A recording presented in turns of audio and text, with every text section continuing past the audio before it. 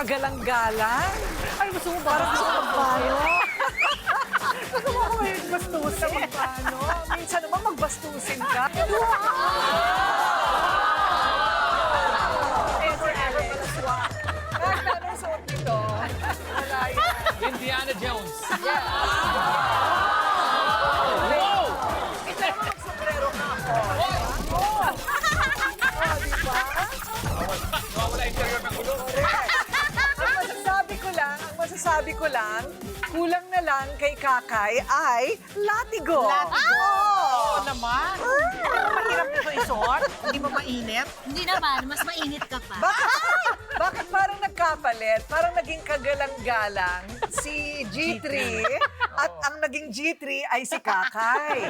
Madam, nagbabago-bago kasi tayo ng karakter. Intayin mo si Miss Patty ang magsuot ng Yan ang hinihintay natin. Na si Papi ay magpakita ng cleavage. Nako, magpapakita ko, wala kang makikitang cleavage. Yan nakaawa-awa. Meron kaya, meron kaya. Nakita mo na? Effort, pero meron. Kailangan may dalawang tao.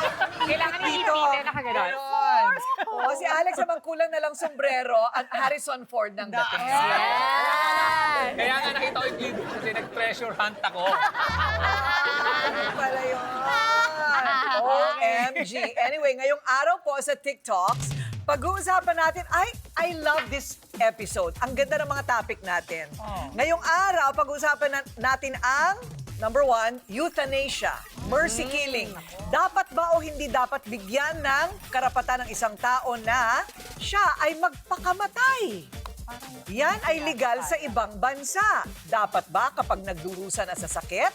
O ito pa, titimbangin din natin ang mainit na issue ng fake news. Ay, nako. I'm sure ikaw, biktima parati ng fake news. Marami na akong For fake sure. news. Marami na akong fake news. Pero iba yung news sa fake. Iba yung fake Correct. sa news. Iba rin yung Oo. fake news. Okay. Siyempre, may usapang multo dahil kay kani-kanya kaming mga kwento tungkol sa kababalaghan. Mga Ay. totoong karanasan tungkol sa totoo ba o hindi ang multo. Action-packed ang ating episode ngayon na mapapanood nyo siyempre tuwing Sabado dito pa rin sa TikTok.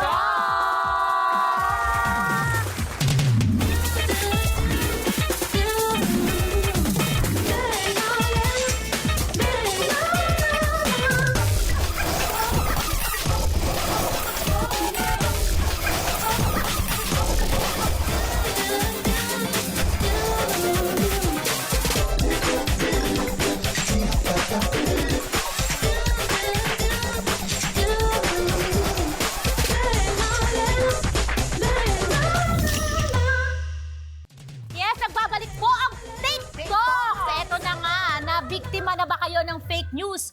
O ikaw ba mismo minsan ay naging lamanan nito? Sa isang survey ng Pulse Asia, 9 sa 10 na Pinoy ang naniniwalang problema nga ang fake news. Ba't hindi nyo ng problema yung mga buhay ninyo, yung mga fest ninyo? Pakinggan natin ang opinyon ng ating mga eksperto kung masusolusyonan ba ito. Pasok! Yung akala mo legit, pero clickbait lang pala. Akala mo may basihan, pero fake news pala. Ang fake news ay ipinanganak noong nag-umpisang magsama ang internet at social media. Ngayon, ito na ang numero 1 kalaban ng katotohanan.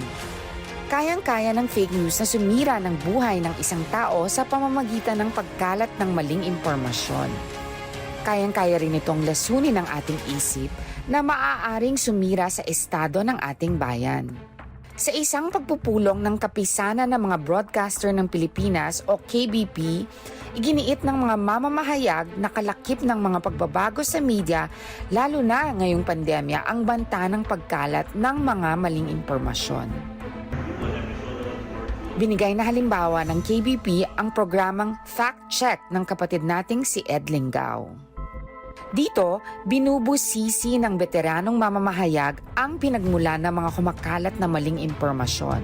Sa kanya hinahatulan kung fake nga ang mga ito.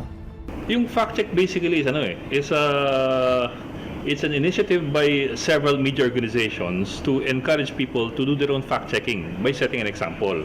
Kumbaga, ipakita kung ano yung hindi tama sa mga kumakalat sa mga lumalabas at ipakita kung paano mapapatunayan kung ito'y tama o hindi. May tension between dominant media and yung mga social media influencers, no? And marami naman talaga kasi sa kanila ay nagpapakalat din ng, or meron sa kanila, hindi siguro marami, no? Meron sa kanila na nagpapakalat talaga ng disinformation. Lalo na yung mga affiliated with political personalities. Pero depensa ng vlogger ng Models of Manila na si Mark Santos Gamboa, hindi lahat ng nasa social media ay nagpapakalat ng fake news or disinformation.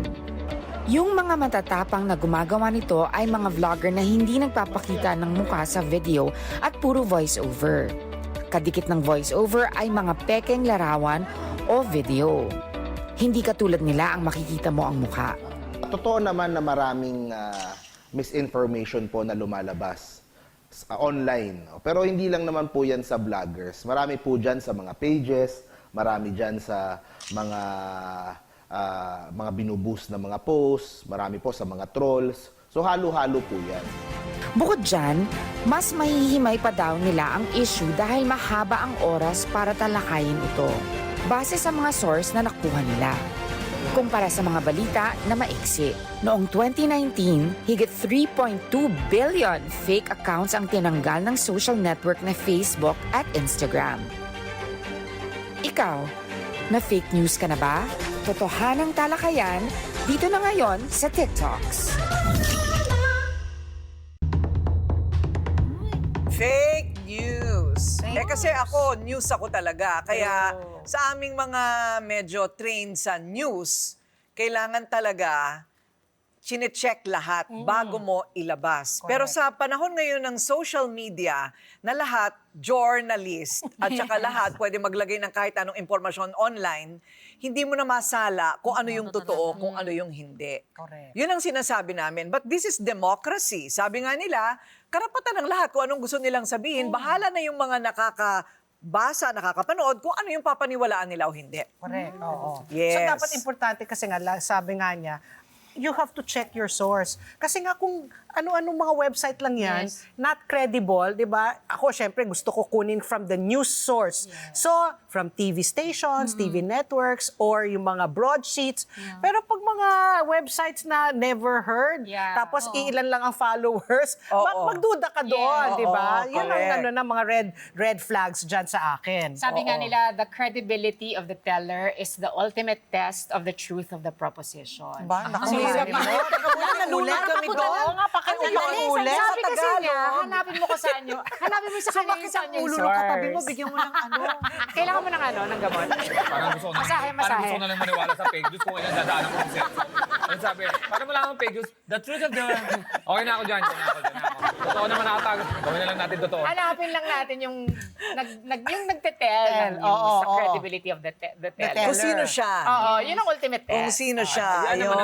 Ayan naman yung mga sinasabing disadvantage ng yung pagiging, yung globalization, yung internet. Kasi dati ang fake news, chismis yan eh. Bibigyan ko ng example Oh, sige. Na kahit ako na-involved, parang muntik na akong maniwala.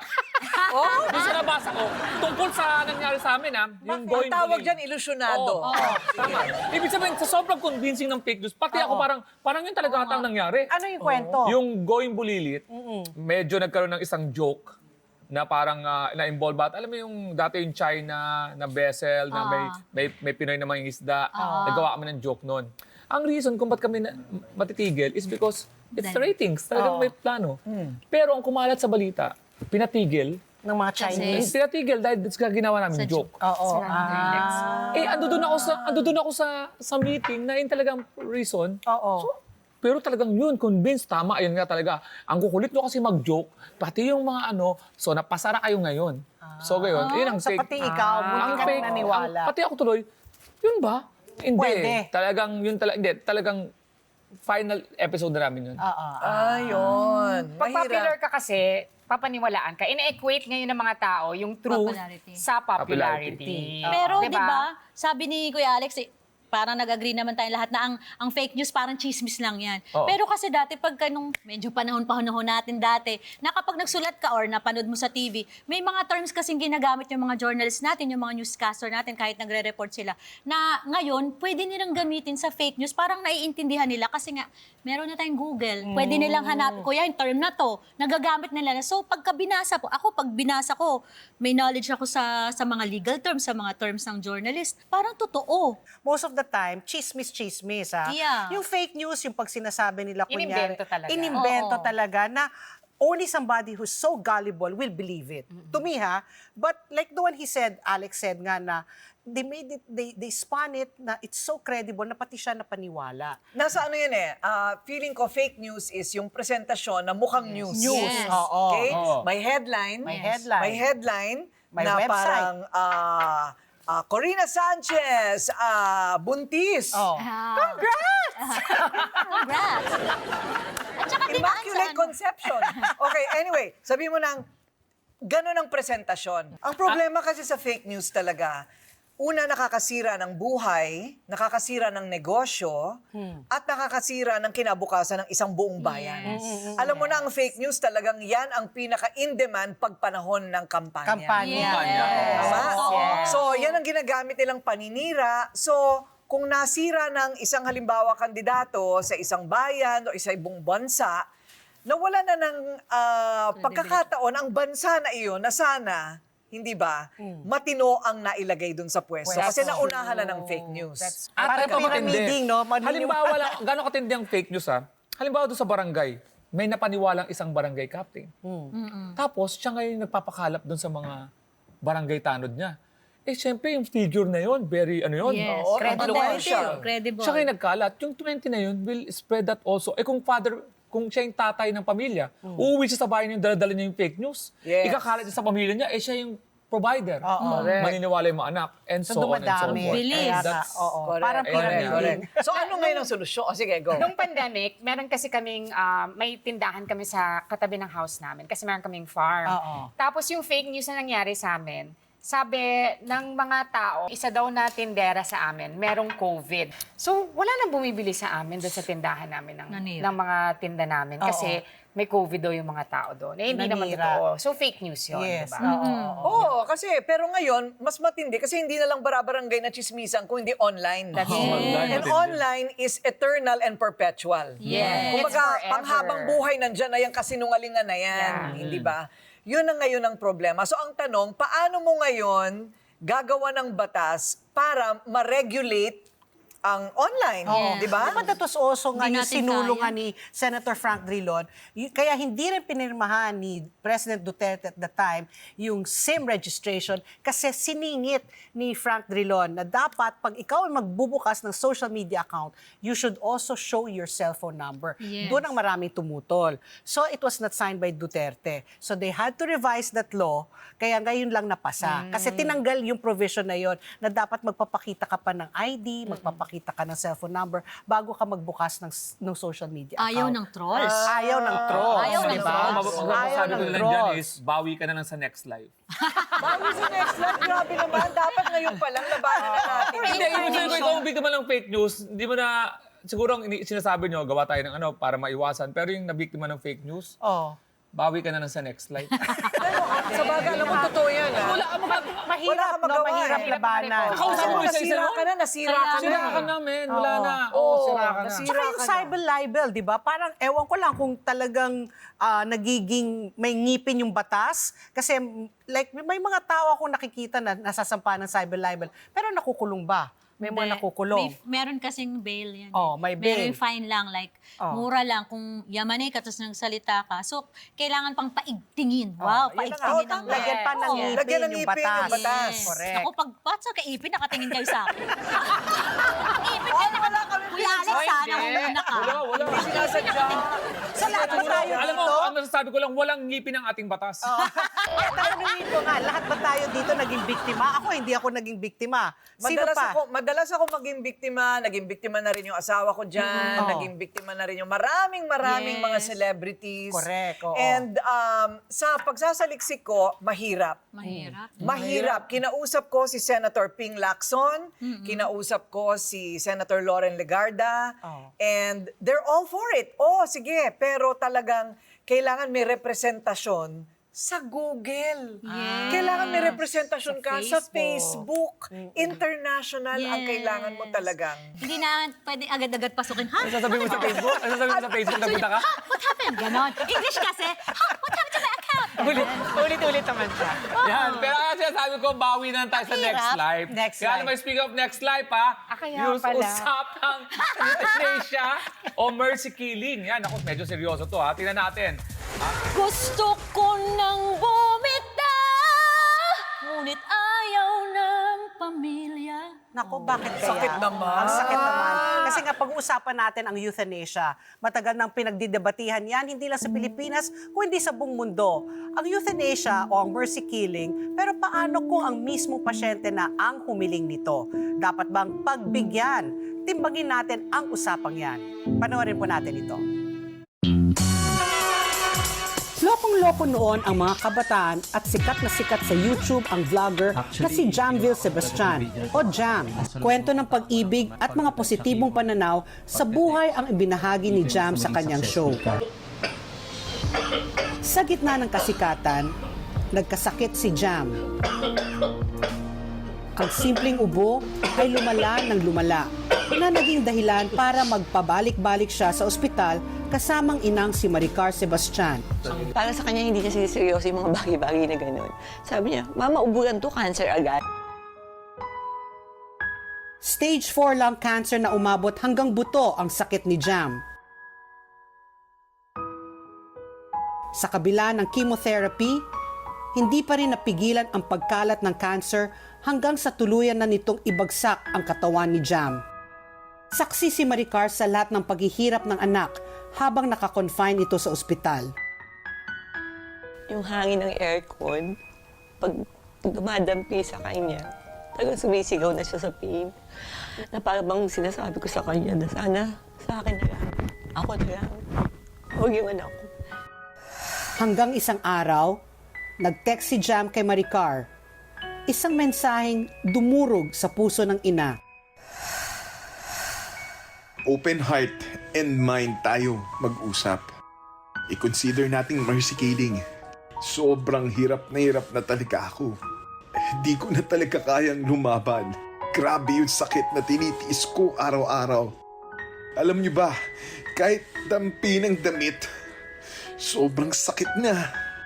Gusto ko na talagang magpahinga. Huwag kayong mag-alala. Kasama ko si Lord. Sabi ko, anak, binuhay kita. Baka bigyan ka ng mercy killing, hindi ko magagawa. Parang sinabi mo na din ako papatay sa'yo eh.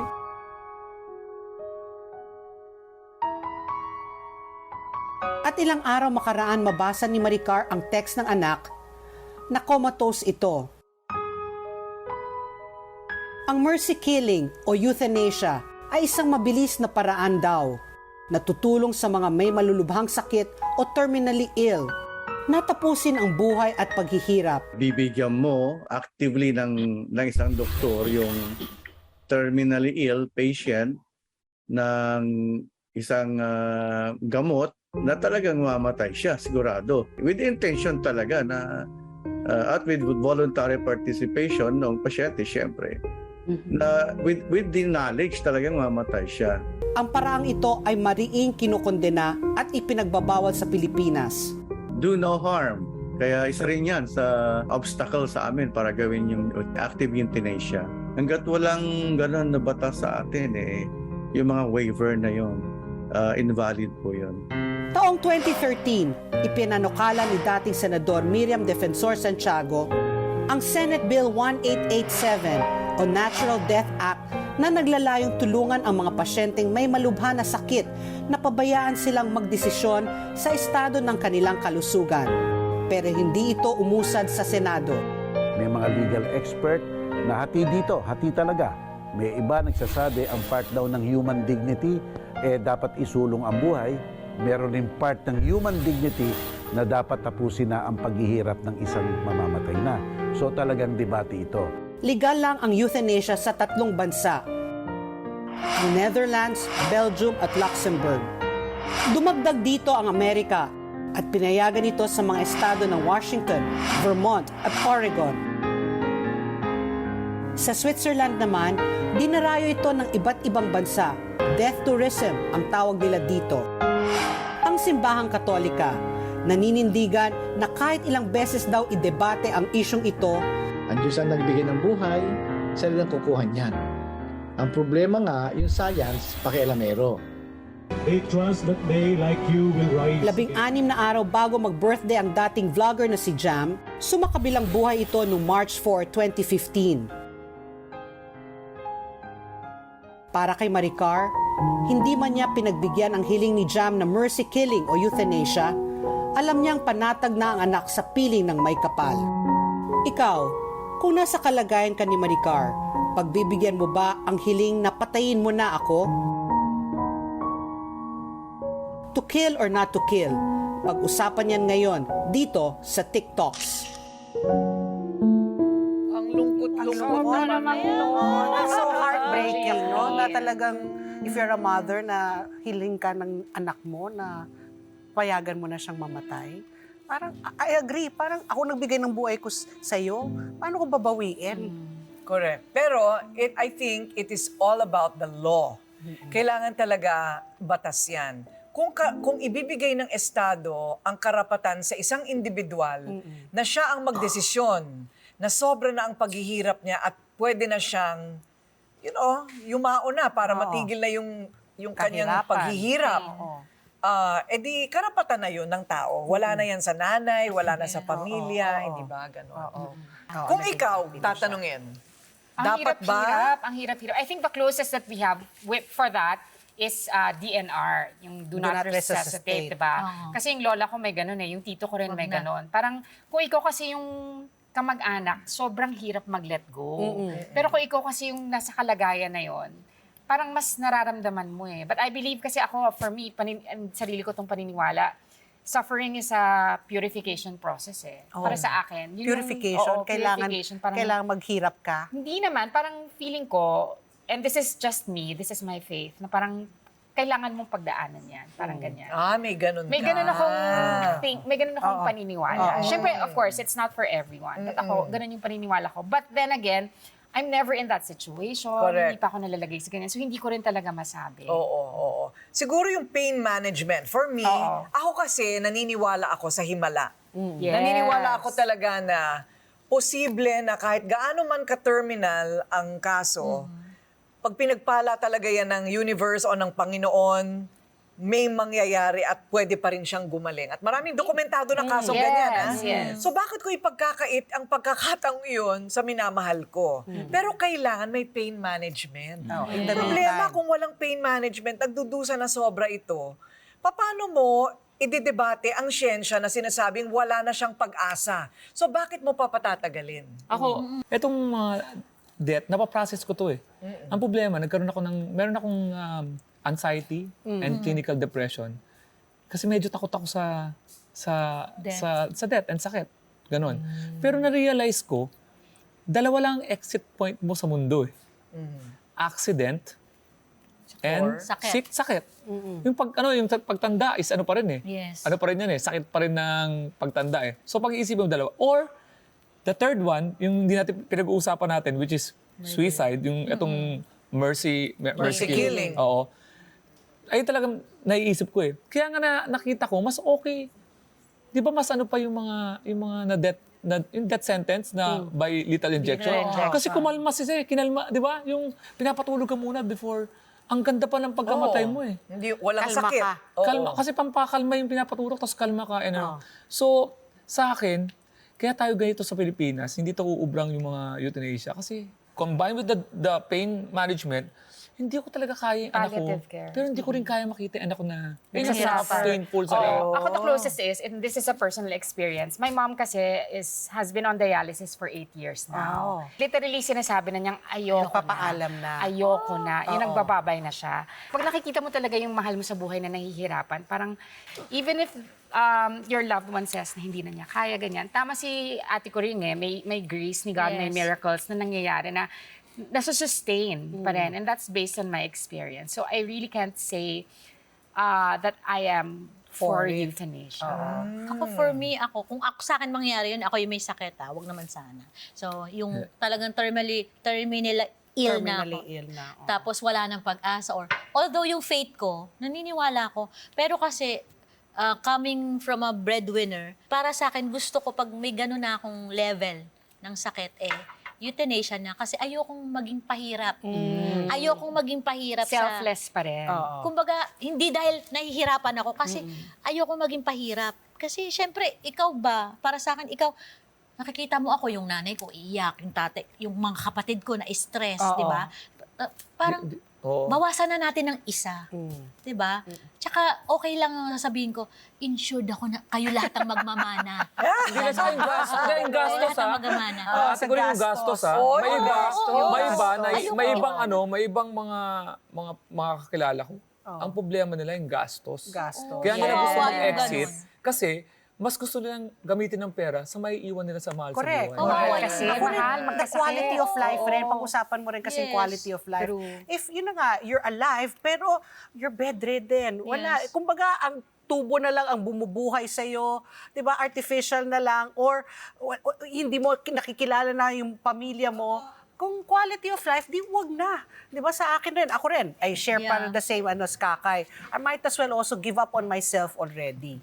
Correct. Ako may share ako isa lang. Tapos na. Nai-imagine ko lang, hindi ko lang ma-imagine sarili ko. Tayo, imagine natin, doon tayo sa deathbed. Pag lumagay naman ako doon sa opposite, hindi ko rin alam kung kaya kong maiwan sa kwarto. Pag ganun kalagayan ko. Siguro magdedemand ako ng, kasi nga sa personality ko, siguro magdedemand din ako ng, gusto ko maraming tao. Gusto ko kasi, kaya. Ayan na nga, kaya nga feeling ko, hindi yan mangyayari sa Pilipinas. Mahirap. Hindi talaga maisasabatas yan. Dahil sa kultura natin, yung paniniwala, pag-asa, pagiging family-oriented, wala talagang. Iwasan na lang ang sakit. Tsaka baka multuhin tayo. Ayan na. Usapang multo naman tayo. Bakit nga ba umuwing kinikilabutan ng isang camouflage artist na nag-video sa isang haunted house sa Baguio City? gusto lang naman mag-video na isang nag-viral na camouflage artist sa Laperal White House sa Baguio City. Pero napaaga ang pakap ni Ateng dahil sa nakakapangilabot na pangyayari. Panoorin natin to. Nag-viral sa social media no isang taon ang makapanindig balahibong karanasan ng camouflage artist na si Goldie Yabes. Nagme-makeup si Goldie nakahalin tulad ng kanyang background o subject. At dito makikita ang kanyang imahe na nakatago sa kanyang art. Ang Laperal White House ay napili ni Goldie na kanyang subject. Ang kanyang plano? Pintura ng mukha na katulad ng gate ng Laperal. Lumipas ang 4 na oras nang biglang nag-iba ang panahon sa paligid ng Laperal. At sumunod nito, may naramdaman si Goldie sa kanyang likuran. Biglang tumaas ang buhok ni Goldie na tila may naghawi. At gumalaw ang kamera. Dito na nagulat at nanlaki ang mga mata ni Goldie. Mapapansin sa video na hindi naman mahangin ng mga oras na yon at hindi gumagalaw ang mga dahon sa puno.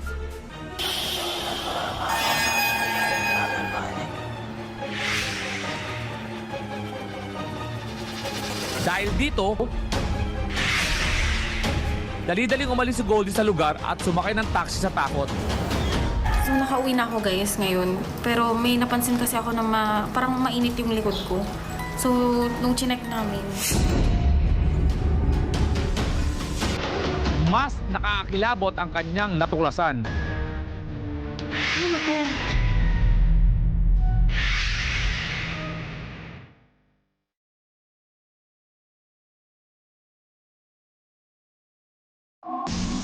Ang paglaruan, takutin at pananakit ay hindi na bagong gawi ng mga multo.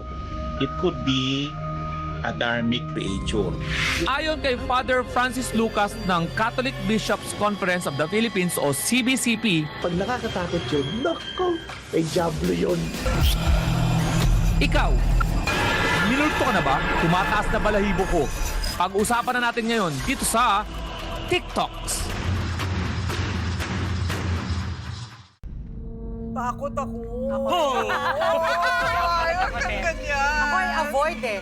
Kasi feeling ko, the more you watch mga ganyan, you manifest it also eh. So I don't watch horror movies. Di ba sabi ko, bakit ako magbabayad para matakot? Ako, I love horror Ako I don't. Kaya, Alam mo, humihingi sila ng reaction. Sabi ko, wala akong story. Hindi natin hinihingi yan, pero ako, meron ako talagang mga karanasan na hindi ko mapaliwanag.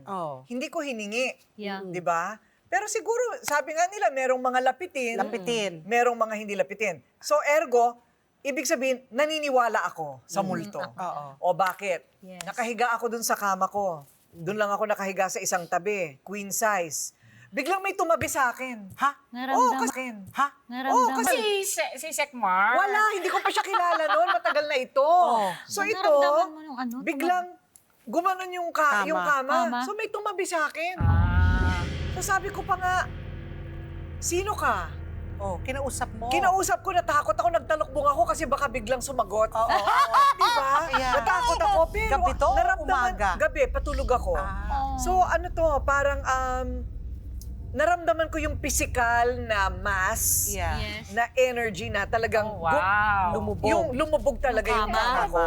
So, paano mo ipapaliwanag yon? Hindi na naulit kasi nagpa-blessing na ako sa bahay. O isa pang kwento, huli na lang. Nasa Baguio kami. Ano yun? Despedida de soltera ko. Ikakasal na ako. Lahat ng classmate ko nandun sa main house sa Baguio. Lahat ng mga hardinero, mga driver, yung mga tao sa kusina, nandun sa barracks. Nagpapatugtog kami ng music. Meron silang lumang salamin doon. Nagsasayawan sila. May lumabas na babae sa salamin. Sino yung babae? Tiningnan nila yung likod ng salamin. Tiningnan nila baka may projector. Kinausap nila yung babae, hindi tumitingin.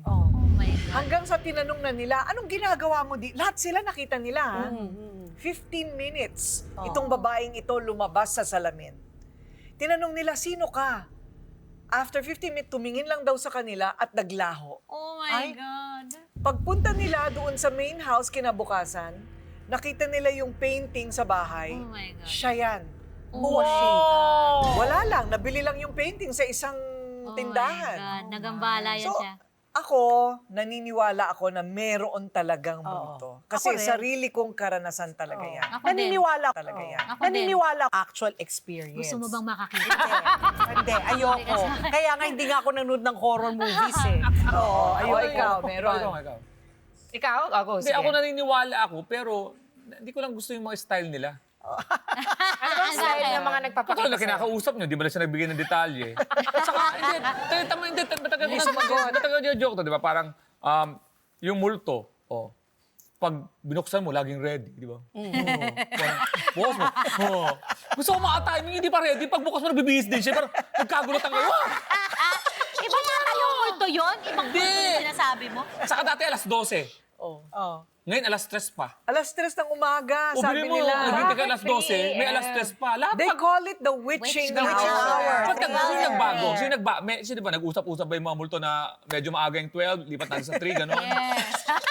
Paliwanag mo nga sa akin, bakit nga ba tuwing ako magigising sa madaling araw, alas 3? Oo nga, ako rin. Nawiwi. Ikaw din? Yes. Oo. If not Isipin 3 mo. o'clock, before 3, di ba? Mga quarter to 3 or 3:10, basta thereabouts, But that's di ba? something to do with your sleep cycles. Di ba? Parang every Ano 4 ba? hours, Ano parang ba? ganun. Teka Hindi ba ganun muna. yun? Bakit lahat tayo alas 3? Alas 3. ng umaga. Di ba, Witching hour. pa-check up ka, Pati? Baka pa pala suki. Mas okay naman na umihi ka, gusto kaysa mo? maihi ka doon natutulog. Ano gusto mo? Yung multo, habang nagsasalamin ka, nandyan? Or nakahiga ka na sa pinto? Oh, ay, na-experience ko na parehas yan. Oh my God! Lapitin ka. Lapitin kasi nung bagets. Lapitin ka ng multo or ng lalaki? Utang. Oh. Lapitin ang utang. Lalaki. ng utang. Lahat-lahat. Hindi kasi, May nagsabi kasi sa akin, nag-guest ako dito, uso pa yung, pwede ba mga taste ng tahanan. Oo. Nag-guest ako. So, Ang tagal. hindi ko na hindi ko na yung mga experiences ko na ganyan, yung mga weird na parang may naririnig ako. Tapos, sinabi lang sa akin nung psychic ba tawag doon? Yes. Sabi niya, ang lakas ng mo, auditory, keme, tsaka yung mata mo, buksan pa natin. Nagulat ako kasi, ano pong bubuksan? So nagulat ako. Tapos simula yung sinabi niya yun, experiences ko na nakakatakot.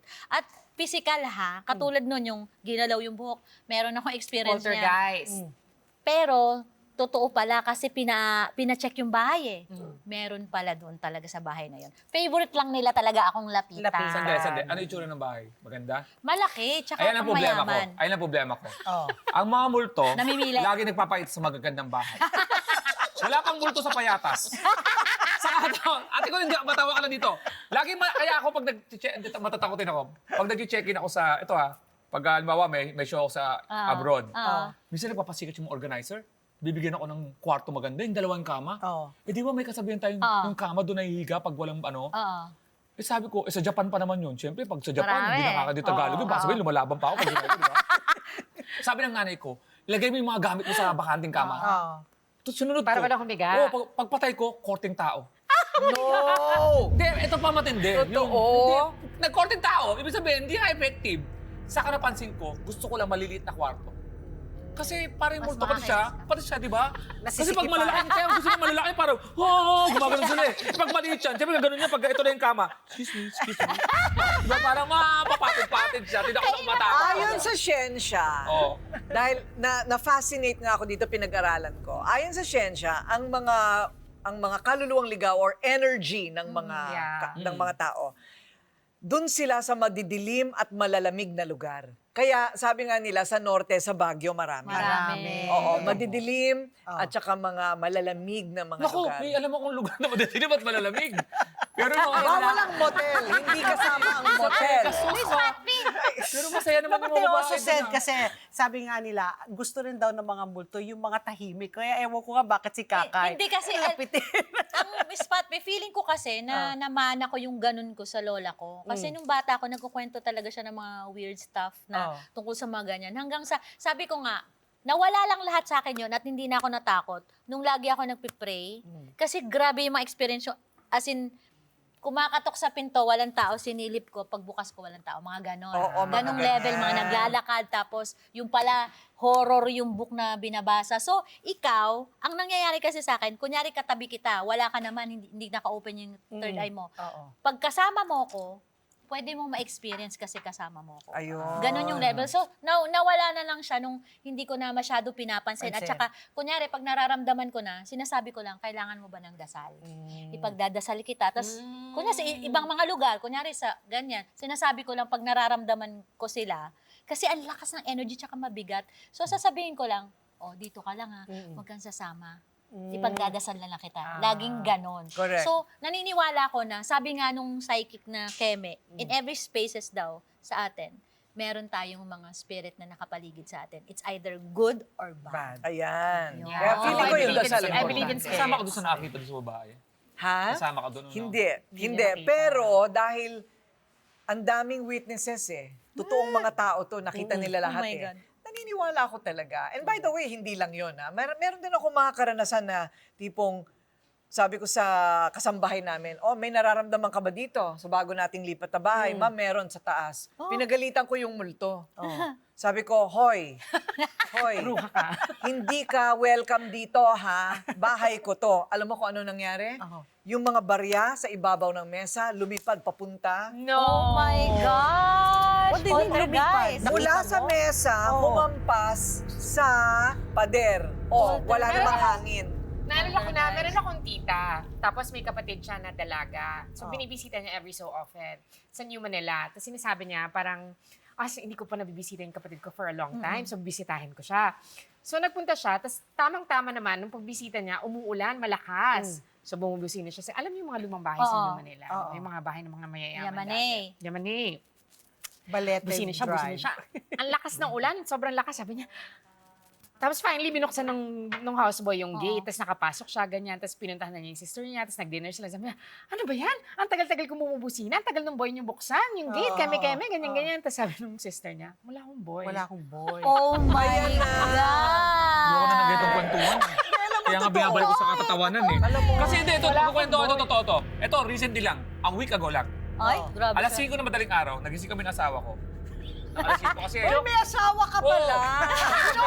Kasi pag may edad ka na, hindi nyo na magawa sa gabi, sa madaling araw na pag napagpahinga na kayo.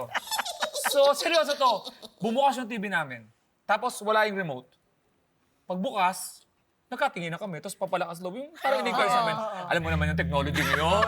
Pero wala kami, wala yung Nangyari remote. na rin sa akin yan. Bumukas, wala yung remote. Yes. Wala pang nadagano sa Nangyari inyo. na Wala. rin sa Tapos yun, nagano lang, tinuloy na lang namin yung balak namin. Pero ang galing.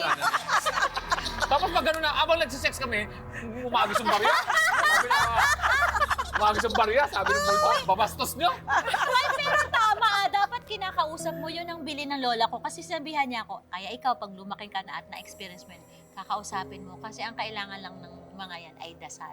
At kailangan nila ng authority. Yung, huwag ka dito ha, hindi ka sasama, alis ka dito. Or it's either, o dito ka lang. Basta wag na nanakit. At saka hindi yung... Oo, wag lang na natin. Kailangan mo ipapil sa kanila. I-possess ka. Yan Ay, ang wag na nakatakot. ganun.